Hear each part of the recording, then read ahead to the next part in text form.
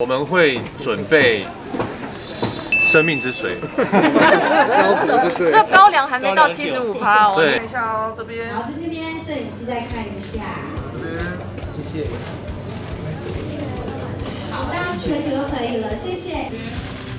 这边。好，中间。好，中间再一次哦，不好意思，中间。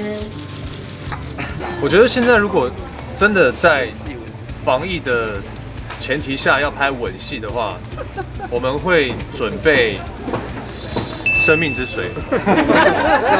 这高粱还没到75%哦，对你一定要准备像 IBC、因为Cheers。我原本以为高粱就够了，结果他说不行，要75%以上。不行，高粱没有75%。但是我们用那个东西漱完口之后，有一个很麻烦的东西是说，我们嘴巴不可以闭起来，因为漱完口之后嘴巴一闭起来，唾液又开始分泌了。哦，你没有闭还是会分泌唾液啊？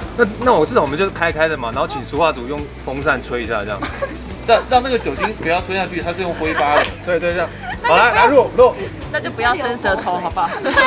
这涂满酒精啊！对了，要涂满酒精，或者是剧情直转弯呢？拍之前都要喝一杯。那所以吻戏只能摆在最后，因为吻完就倒了。啊，对吧？喝醉了是不是？肯定醉的啊。因为酒精浓度太高放在一了。天的最后一场。OK。但其实因为早在之前，我好像有拍了一个旋转门的东西，哦，对，就有把感冒传染给钟瑶。真的。真的很容易传染，拍戏的时候。旋转门那个是有剪的片花，对，用手去撑住，因为那个空间其实很小，那其实那个时候我刚好有一点感冒，那就没办法，因为我们又不能戴着口罩在里面拍，然后真的那个空间只有我们2个人，就不小心把感冒传染给他了。但是还好，我觉得我只感冒2天我就好了，对啊，短短的。对，还是要呼吁大家就是提升自身免疫力啊，在这段期间内多喝水。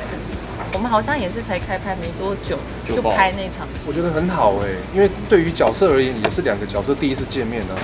好，对啊 ，OK， 我觉得照着来说的话是没有问题。对啊，只是当下我真的必须讲，我那时候真的有点尴尬，不好意思。然后在不熟的情况下还被传染感冒这样。哦，对啊，那时候当我有点不太舒服的时候，我就觉得不太对劲，然后我就问剧组到底谁生病了，然后大家都没有感冒，他说好像是那个化妆的就说。